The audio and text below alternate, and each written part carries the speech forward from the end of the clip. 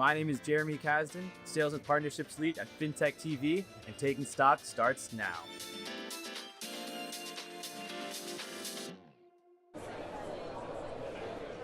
Two minutes to go into the close. The major market indexes currently off their session lows as we inch closer and closer to the closing auction here on Wall Street today, but still a negative print on this Thursday, April 23rd, with the S&P 500 expected to finish in negative territory, down about 0.4%, a 1.4% peak to trough swing for the benchmark index today after the S&P and its pals here, the Dow, the small caps, they had all been positive early in the session. Some mixed messaging over the timeline and expectations for the ongoing conflict in the Middle East, kind of roiling investor sentiment in the afternoon session. A steepening of the yield curve as well. We did see utilities, industrials, and consumer staples outperform the broader S&P 500 and your S&P laggards on the day, including tech, discretionary, and financials. That much more sets the stage for this afternoon's broadcast. And welcome to the show. You're watching Taking Stock. I'm your host today, JD Durkin, just a few moments away from the ringing of the iconic closing bell down here on the trading floor of the New York Stock Exchange. We got the team from Neuberger on deck. They are set to do the honors here on the broadcast.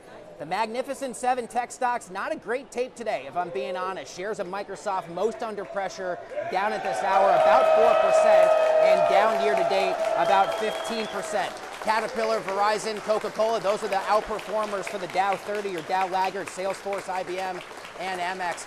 Time now for the closing bell.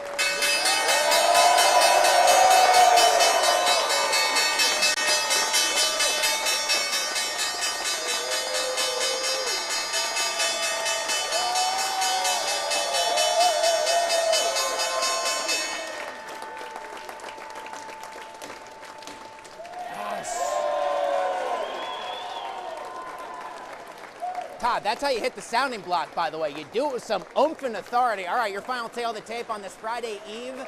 The S&P 500 down 0.4%, the Dow 30 down 0.4, the New York Stock Exchange Composite Index selling off 0.2%, and the small caps down 0.4 as well. A whole lot of big, ugly red candlesticks across the tape today. Fintech stocks affirm the hardest hit name in that sector. Software stocks led down by Salesforce in the Dow as well. The auto stocks led down by Rivian, having a terrible tape today, down about 14%. The airlines, though, surprisingly resilient. JetBlue finishing up about 2% on the day, but a mixed bag overall.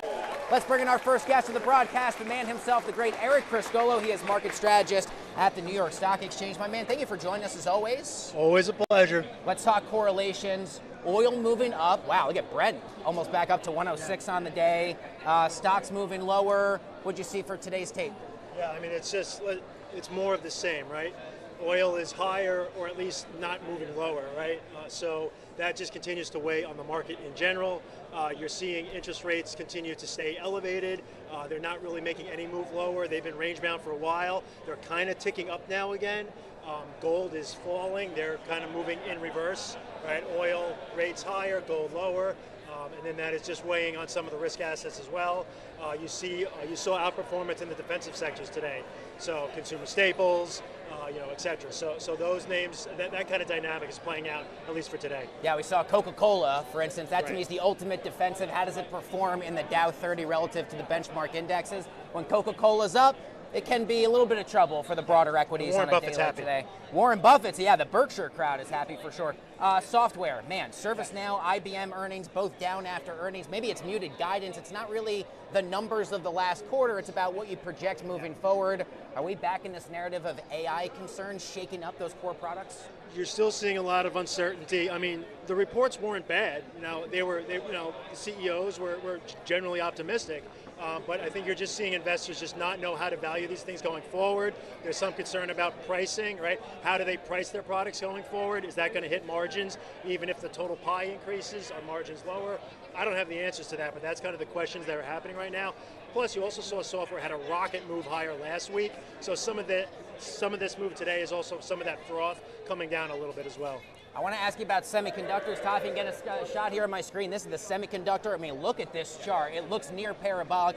This is SOXX. That's one of the many semiconductor ETFs. These things have been ripping. What do you see on the semi trade as of late?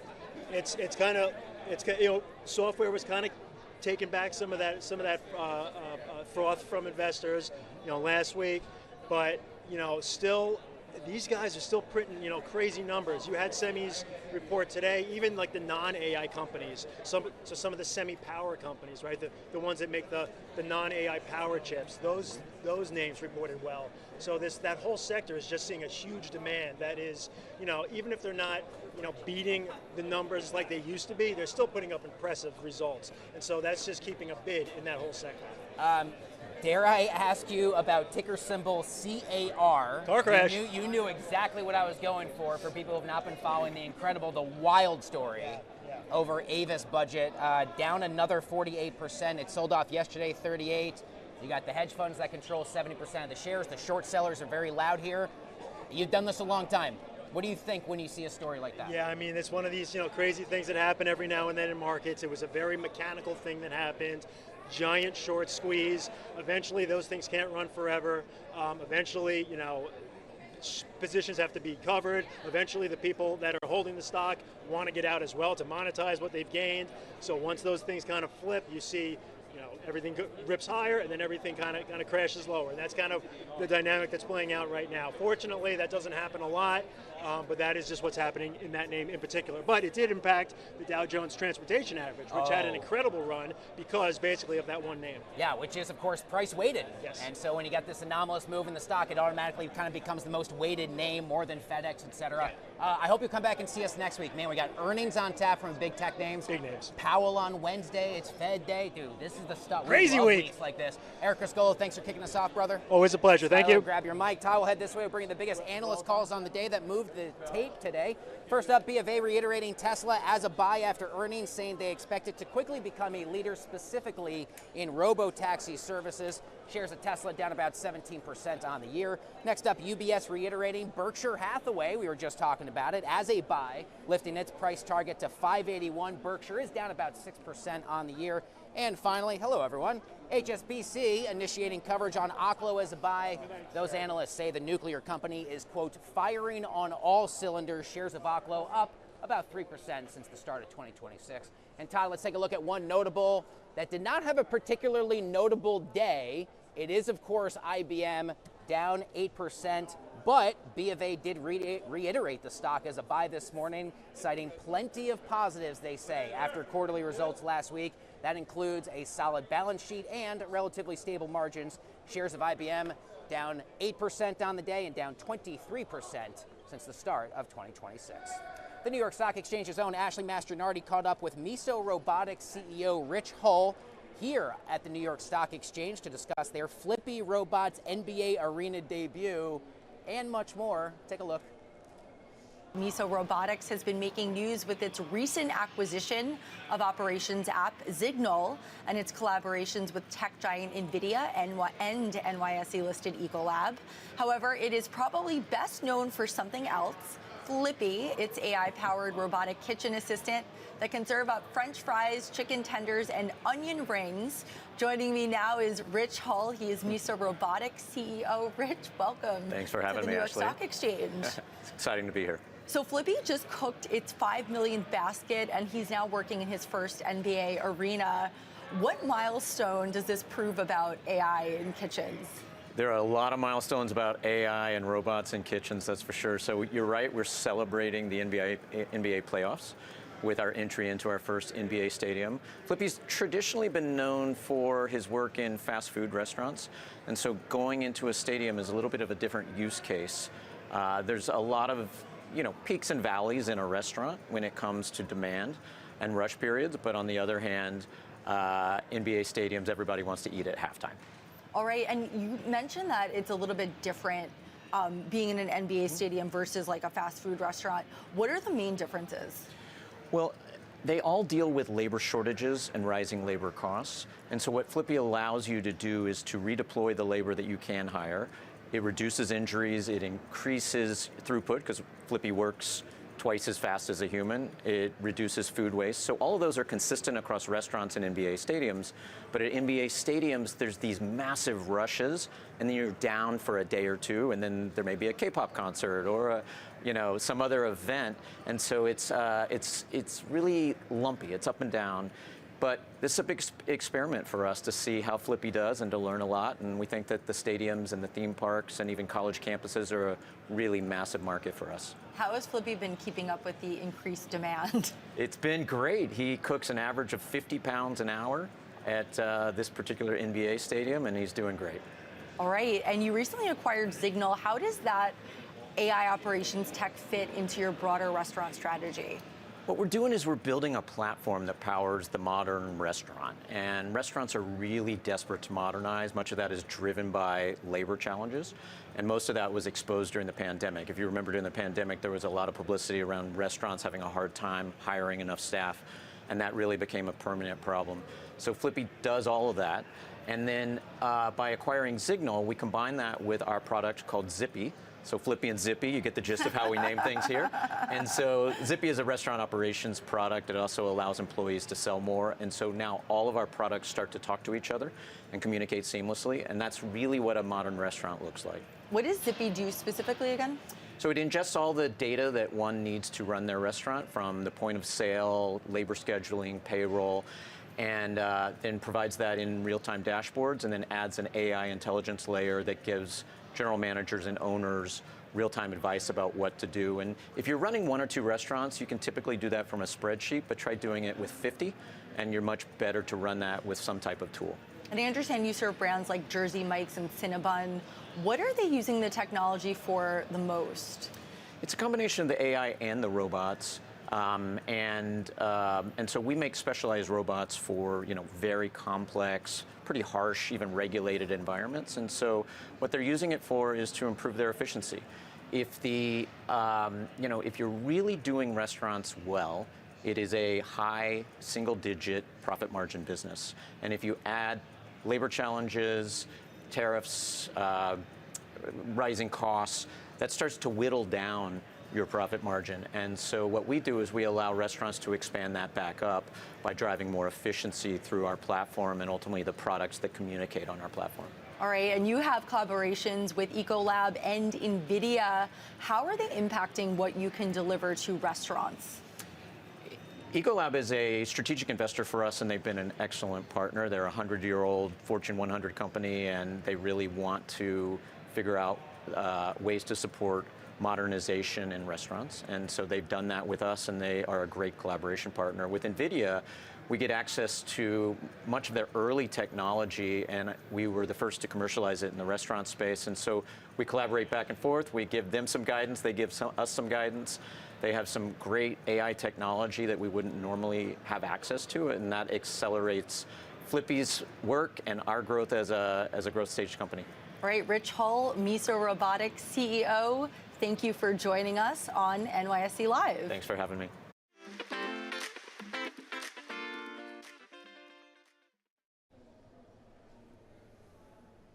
Welcome back to the show. Parker Graham joins us now. He is the founder and CEO of Vestibule, a sports investment platform where fans, or honestly investors, can put money into athletes or teams. Parker, it's nice to have you here. So talk to me about investing in specifically mid-market football clubs across Europe. How do you make that process more accessible to retail investors? Yeah, JD, it's really the best part of the market right now, in my opinion. You see so much private equity money is going into sports, whether it's here in the States or in Europe, and it's really focused and concentrated at the top leagues, right? Think La Liga, the English Premier League, and it's left this giant opportunity in the middle market with tier 2, tier 3 teams in multiple countries that if they just had the right capital infrastructure, you'd be able to make a lot of money and a lot of returns for investors. Today, there's just not really a whole lot of access points to get money into those markets. And so we saw this massive opportunity for Vestibule to be the market maker in those spaces, bring the capital from not only just retail, but also institutional buyers as well, and create an ecosystem where anyone can participate in sports ownership across the globe. Seems like you got some big name athletes helping you, at least on the investment side. What more could you tell us there, and how did those relationships come about? JD, being a former pro athlete myself, I've got access to incredible investors that played in the NFL, the NBA, and the MLB, and really across the entire stack. And when I started talking about what we were building at Vestibule and this whole idea about earning equity and building equity versus just being a player, it really spoke to the athletes that I've got in my network, excuse me. And again, once I start telling that story, one person tells another person, and we actually just launched and revealed our first two athletes that have joined us as big key pillar investors into KSB. And that is both Trey Boston and Jay Jackson. And we've got a lot more behind them. And not only this deal, but every deal that we have on deck for this year. Sports wagering is everywhere, not to mention the role of prediction markets aside from traditional sports gambling. How do you compete for the attention of fans? The good thing about sports investing from my perspective is that, a lot of people lose quite a bit. That's kind of how those businesses are built. And everyone's experienced that parlay that didn't work out, or that investment, or that bet that just didn't really go your way. And I think the more people that experience that, the more likely they are to try investing. A lot of individuals in America are investing. They have a 401k, they have an IRA, and we're really trying to bridge that gap of you can have just as much, short-term gratification doing things on the investment front as you can, and gambling with your buddies on Saturday. I got about 30 seconds left. How does regulation impact your would-be ability to scale globally? That's a great question, a very loaded question, JD. But I think for us, we're very blessed in the sense that the regulation that we use, which is Regulation A here in the U.S., is a really, really broad-based, gives us a really broad-based ability to work with all kinds of clubs across the world, especially when we're focused here with U.S.-based investors and folks that just really haven't had access to invest in these assets all over the world. As regulations continue to change, we'll continue to move with them. And I think, honestly, this is really the first phase of our company. I think you'll see us go from our current regulation and then possibly getting into different ones so we can grow the company to be as big as possible, maybe even as big as the New York Stock Exchange one day. Parker, I know you are as excited as I am for tonight's NFL draft. We'll have to link up after and see how things fall. Parker Graham, founder and CEO of Vestibule, my man. You're welcome back anytime. Woo! Nice to see you. Don't go anywhere. A lot more Taking Stock coming up after this.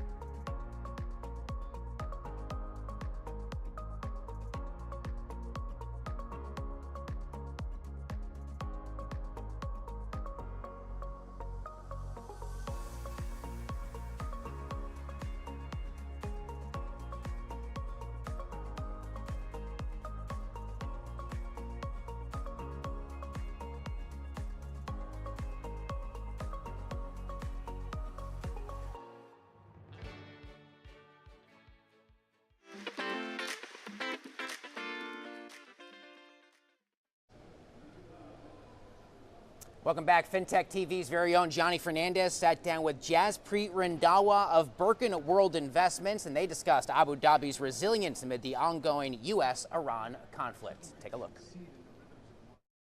Welcome to FinTech TV. I'm Johnny Fernandez. And while headlines focus on the conflict, money is still moving in Abu Dhabi and in the Middle East. Now, here to break down how Abu Dhabi's economy is staying strong is Jaspreet Randhawa, Head of Investments and CIO for Birkin World Investments, a global investment firm headed in the UAE. So to start off, you are an American working and living in Abu Dhabi at one of the most turbulent moments the region has seen in years. Personally, has this moment changed how you see the region, and what are you hearing from Americans and investors, and is this shifting their view? Absolutely. First of all, a good evening from Abu Dhabi, and thank you for having me here. And yeah, this is a question almost everyone is asking that what has changed there? How do you see Abu Dhabi? And honestly, when I look at what's happened here in the last little while, it's what's staying with me is not the presence of tension, but the absence of disorder. The way Abu Dhabi has handled this crisis is absolutely incredible. And obviously, it's not something uh, that just happened. It's something that they had prepared for a very, very long time. And I think that's where the leadership has played a tremendous role. In terms of investments, uh, everything is absolutely status quo. Some international headlines are painting the entire region as unstable and too risky. So someone on the ground like yourself, what is the response to that? And from an investment standpoint, are people pausing, or are some actually seeing this as a buying opportunity? Yeah, there is a tendency, particularly from afar, to conflate geography with condition. But being here makes one thing very clear. Abu Dhabi is not defined by the volatility around it. It is distinguished by its ability to remain unaffected by it. And I absolutely mean it. The system did not fracture under pressure, and the rhythm of life did not falter. And that reveals something fundamental, not only in terms of life in Abu Dhabi, but even the investment climate and the business in Abu Dhabi. Stability is not a matter of location, it is a function of design. And what you see here is not the absence of external tension, it is a presence of internal strength. And that has made sure that Abu Dhabi, which is actually called the capital of capital, remains the capital of capital. And in the last little while, when headlines are painting that it's not stable here and money is leaving the country and everyone's leaving, it's actually the opposite. We are based in ADGM, which is Abu Dhabi Global Markets. And in the last little while, I've seen more family offices move in. I've seen brand new funds moving in. People want to form funds. There's a massive pipeline in ADGM to do it. So, no, unfortunately, though, it's from far away. It's very easy to just see some headlines and think and feel things are falling apart here. It's actually the complete opposite. So let's talk about business owners on the ground. How are they navigating this moment? Are they holding steady, expanding, or pulling back? I would say they're expanding, either holding steady or expanding, depending on the kind of business you're in. But there's nothing. I mean, if I describe the life here, uh, everything is calm, everything is stable. There are moments when there is a siren. Well, at the moment we're in ceasefire, but we would get an alert that there's something incoming, a missile or a drone with payload. Then it was neutralized, or in this case, intercepted, and then life went on as normal. So and it's only at that time when we got the message that we would think of the broader regional context. But without that, you wouldn't even know that something is happening very close to us. And what's really far more telling is the composure and the continuity, a seamless return to normal life right after those alerts. And that is a defining characteristic, not just for living here, but even for if you're doing any kind of business, you want that stability. It's absolutely normal. And to me, true resilience of any place, whether we are living here or you're working here or you're launching a business here, it's not measured by how forcefully a system responds, but how effortlessly it restores equilibrium. And here, equilibrium is not fought for, it is maintained. And I think that's what makes Abu Dhabi such a special place. That's great to hear. Jaspreet Randhawa, thank you so much for joining us today and taking time out of your busy schedule to join us here on FinTech TV. Thank you.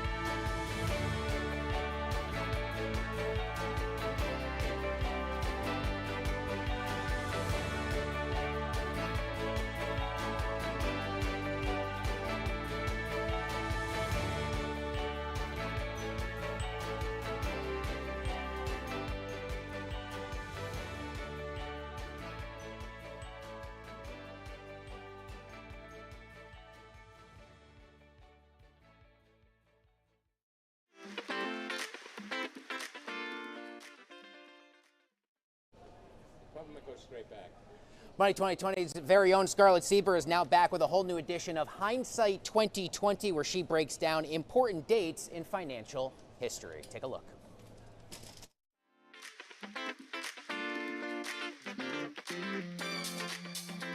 I'm Scarlett Sieber with Money 2020, and this is Hindsight 2020, the show where history reminds us that some of the most important business decisions don't look bold in the moment, they look boring. Let's rewind about a decade plus. It's 2012. The iPhone, it's everywhere. The iPad still feels magical. Lines wrap around Apple stores on launch day. And Apple is, without question, the most admired tech company on the planet. But there's a debate brewing. Apple is sitting on more than $100 billion in cash, and critics are asking an uncomfortable question. What do you do when you're already too successful? Then Apple answers it. On April 23, 2012, Apple announced it would pay a dividend for the first time since 1995. At the time, some people treated this like a red flag. Dividend from Apple? To critics, this meant Apple had peaked, that it was out of ideas, that returning cash was an admission to slow growth, or that growth was slowing down in some way. In hindsight, that take aged terribly. What actually happened is more interesting. Apple wasn't giving up on growth. It was acknowledging scale. By 2012, Apple had become something bigger than a disruptor. It was a cash-generating machine with margins, loyalty, and pricing power few companies had ever achieved. Paying a dividend wasn't a sign of weakness. It was a declaration that Apple could invest heavily and return capital at the same time. That changed Silicon Valley psychology. Why does this date still matter today? Because April 23, 2012 quietly rewrote the tech playbook. Apple proved that technology companies could evolve into economic institutions, not just innovators chasing the next product, but capital allocators shaping markets. That logic now defines 2026. Apple today is one of the most aggressive capital return companies in history. Its buybacks alone often exceeded market caps of newly public companies.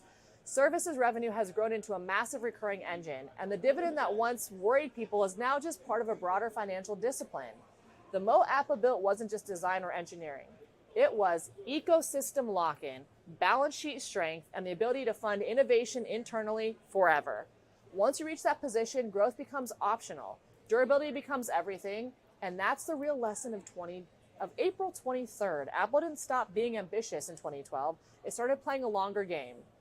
And with that, that is your Hindsight 2020, because sometimes the most powerful move isn't chasing the next thing. It's proving you already won and can fund whatever comes next. If there's another moment in history you want us to rewind, drop it in the comments. Hindsight always has more receipts. In the meantime, back over to you.